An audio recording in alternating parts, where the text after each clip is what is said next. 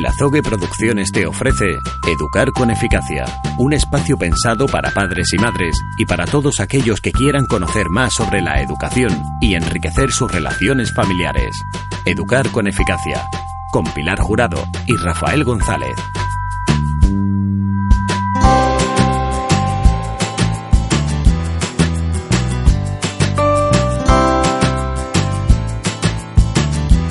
Educar con Eficacia es una sección que abrimos en el Azogue Producciones y lo hacemos con una gran profesional como es Pilar Jurado de Aprender Pensando. Pilar, buenas tardes y bienvenida. Hola, buenas tardes. O buenos días, depende de la hora a la que nos escuchen los amigos del Azogue.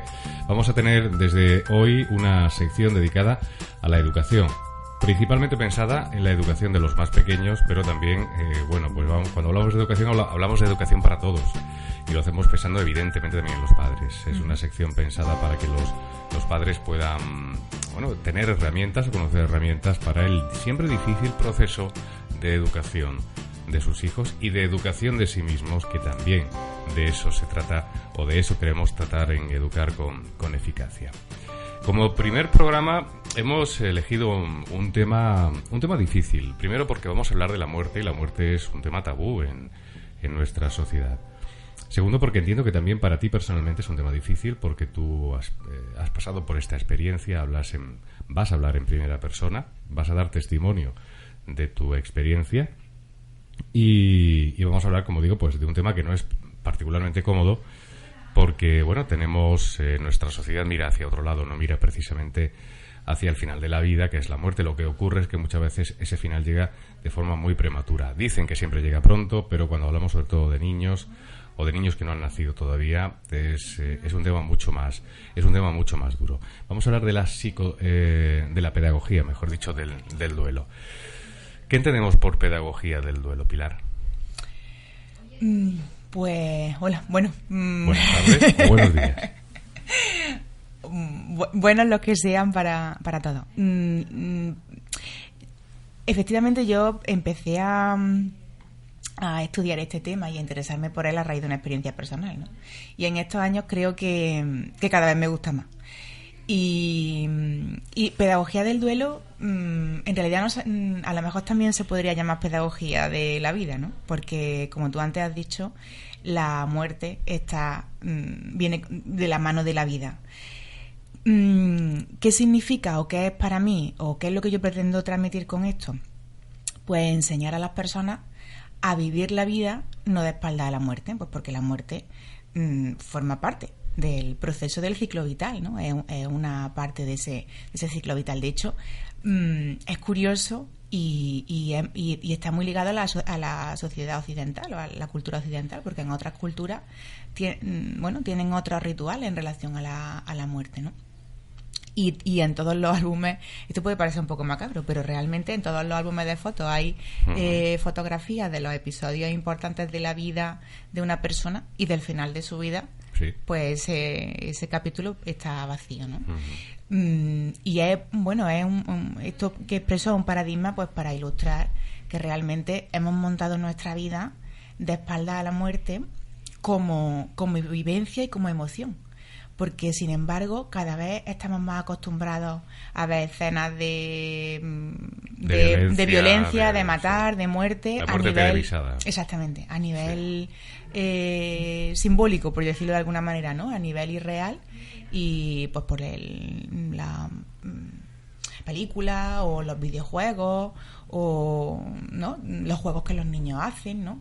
Y realmente los niños juegan a matar y juegan aunque no les compre una pistola a ellos, lo que hacen es reproducir lo que ven, y si forma parte de ese día a día, pues lo banalizamos. Es algo que entra en nuestros salones a diario a través de la televisión o de otros medios de comunicación, y sin embargo emocionalmente no lo vivimos, ¿no? Vivimos de espalda a ello. Entonces, ¿cómo vamos a enfocar este programa o los sucesivos programas? ¿De cara a los adultos o de cara a los niños o de cara a ambos? ¿Cómo manejar esa pedagogía del duelo? Entiendo que también depende de la edad y la circunstancia vital de cada persona, ¿no? Efectivamente, yo creo que en un primer momento deberíamos aterrizar, ¿no? A plantearnos todas estas interrogantes para que la gente vaya tomando conciencia o entienda qué es lo que vamos a plantear. Luego podemos abordar cómo vivir la vida, o sea, cómo prepararnos para ese momento, ¿no? Y cómo preparar a los hijos para ese momento, porque nunca sabemos lo que nos va a ocurrir ni cuándo. Entonces, de repente, todo está fenomenal y un día llegamos y nos enteramos, o nos despertamos y nos enteramos, o nos viene la noticia de que alguien ha muerto. Y puede tener cualquier edad. No tiene por qué ser una muerte. Hay diferentes tipos de muertes, ¿no? Hay muertes que van anunciadas, ¿no? Y otras, pues, que aparecen de repente. Entonces, creo que a lo largo de la vida de un chiquillo está bien contemplar este tema y abordarlo de forma preventiva, irlo preparando. Entonces vamos a situarnos en la muerte, vamos a ver de forma preventiva cómo lo abordamos como valor en nuestra vida y en nuestra tarea educativa. Sí. Luego también podemos explicar de qué manera actuar con ellos, o cuanto menos sacar a la palestra reflexiones para que la gente se plantee, se ponga en situación de lo que haría si tuviera esa situación, para que estén preparados. Tenemos que estar preparados, porque en la vida vivimos con demasiada improvisación, ¿no? Y esto lo abordamos con improvisación.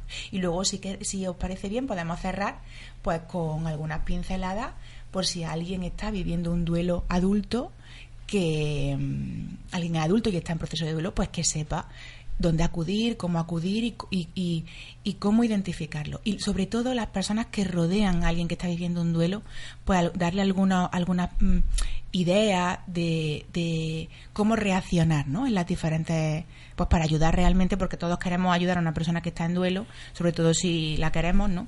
Pero hay veces que las cosas que decimos o que hacemos no ayudan demasiado. Hablamos del duelo además como algo necesario, algo que el ser humano debe conocer y debe vivir. No se puede vivir de espaldas al duelo. Yo creo que es negativo hacerlo, ¿no?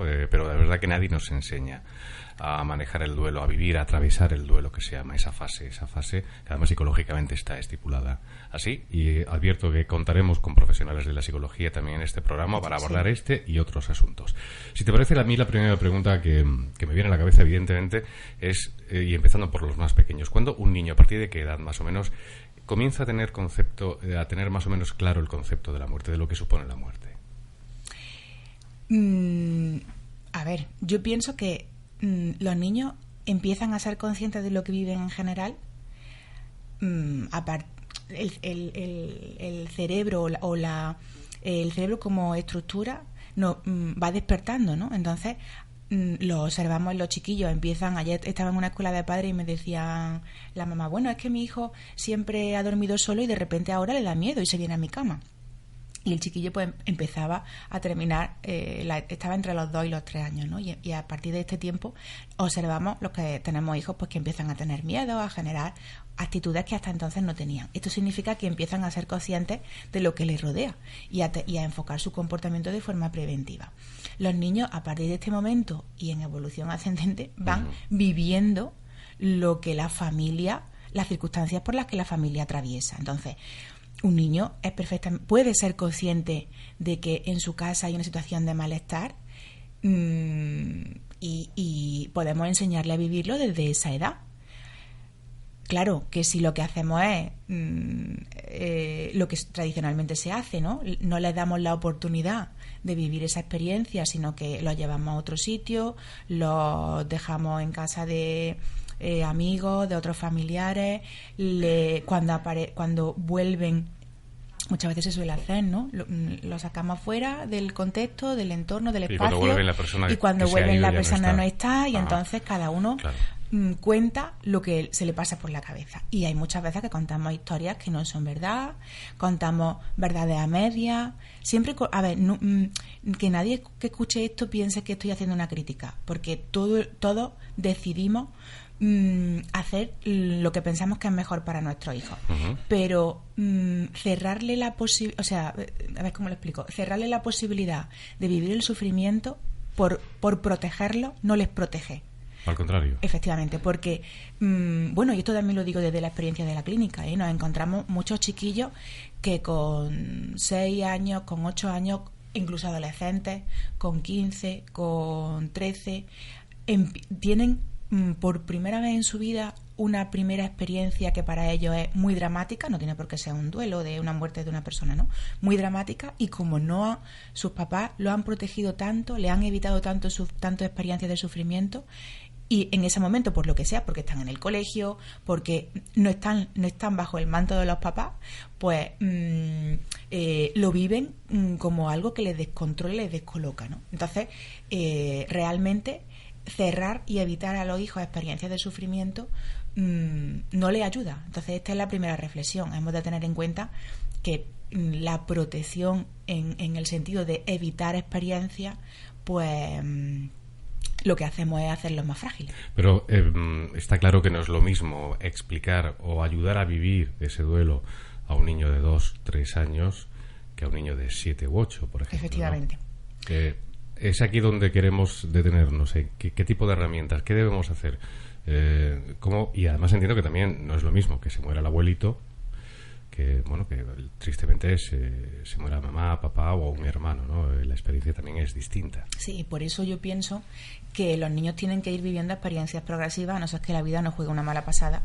Claro, es que como tú muy bien decías, de pronto la vida se muestra tal como es. Efectivamente. Y una persona de pronto se muere, y esto no está en el guión, ¿no? Nunca está en el guión. Nunca está en el guión. Realmente nunca está en el guión, ¿no? Aquí hablamos de lo que decíamos antes, de muertes un poco programadas y de muertes que aparecen imprevistas, ¿no? Y parece como que, bueno, si nos vamos haciendo la idea, no necesariamente tiene que ser una muerte que venga de una enfermedad, ¿eh? Hay muchas personas que, aunque estén cuidando de un enfermo terminal, viven de espalda a la muerte. Sí. Esto suele pasarle muchas veces, bueno, siempre pasa a los padres, ¿no? Y esto es bastante lógico, a los padres que viven la enfermedad de un hijo.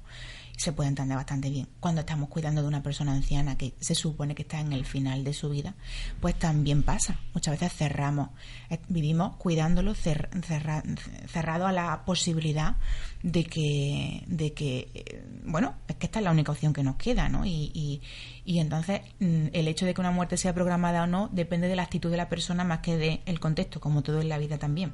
Pues nos quedamos hoy con esta primera idea, la de no vivir de espaldas a la muerte, de hacerla parte de la vida, aunque no nos guste, pero es así, y de efectivamente no cerrar esa experiencia, en principio a los niños, aunque, como muy bien apuntas tú, también hay adultos que viven, aunque estén en un momento dado cuidando de un enfermo terminal, viven de espaldas a la muerte. Sí, esto es que es humano, entonces bueno. En un próximo programa vamos a continuar hablando de la pedagogía del duelo, que es el tema que hemos elegido para los primeros podcasts de nuestra sección Educar con Eficacia, con Pilar Jurado. Pilar, ha sido un placer, muchísimas gracias. Gracias. Hasta la próxima ocasión.